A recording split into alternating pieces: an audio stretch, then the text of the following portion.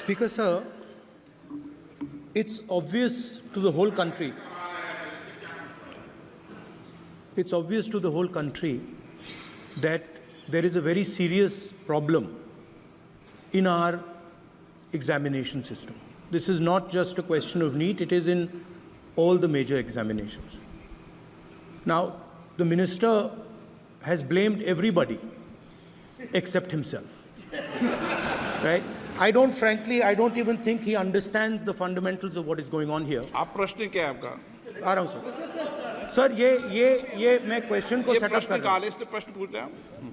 ये the issue is that there are millions of students in this country who are extremely concerned at what is going on and who are convinced that the Indian examination system is a fraud.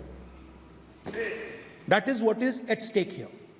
Millions of people believe that if you are rich and if you have money, you can buy the Indian examination system.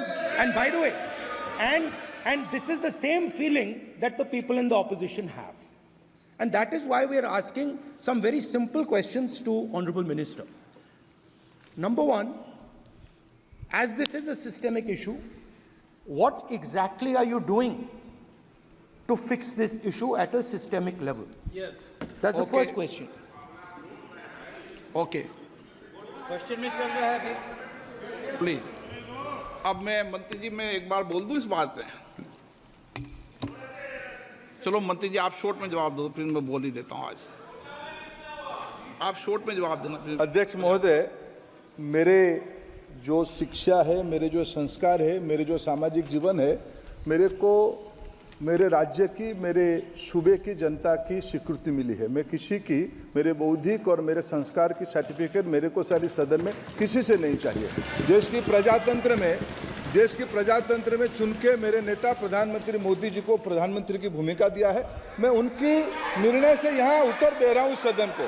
बाकी ये कहना चिल्लाने से सच झूठ नहीं हो जाएगा साहब। ये जो कहा गया देश की अभी की एग्जामिनेशन सिस्टम रबिश है सर, इससे दुर्भाग्यजनक बयान देश की नेता प्रतिपक्ष का कुछ नहीं हो सकता है सर। मैं कठोर शब्द से इसको निंदा करता हूं।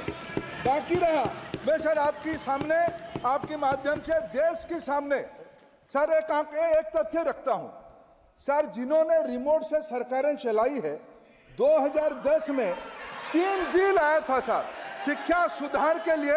उन्हीं की पार्टी के नेता आदरणीय कपिल सिब्बल साहब 3 बिल लाए थे। उसमें से एक बिल था एजुकेशन, उसमें एक बिल था prohibition of unfair practice bill 2010, जिसकी उद्देश्य एजुकेशन इंस्टीट्यूशन में माल प्रैक्टिस को बंद करना। सर मेरे सरकार की हिम्मत है, अभी हमने पब्लिक एग्जामिनेशन की रेगुलरिटीज में बिल लाए, कानून बनाए। क्या मजबूरी था कांग्रेस पार्टी की, क्या मजबूरी था नेता प्रतिपक्ष की? उन्होंने उस बिल को उल्टा किया, किसके दबाव में उल्टा किया?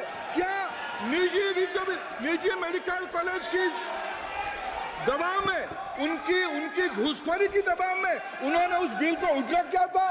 सच सुनने की सामने नहीं है। ये मैं किसी की विद्वता में प्रश्न नहीं उठाता हूं, लेकिन सच 2010 में शिक्षा सुधार की बिल उन्हीं की सरकार ने लाया था, दबाव में उन्होंने उल्टा किया। ये हमको प्रश्न पूछते हैं।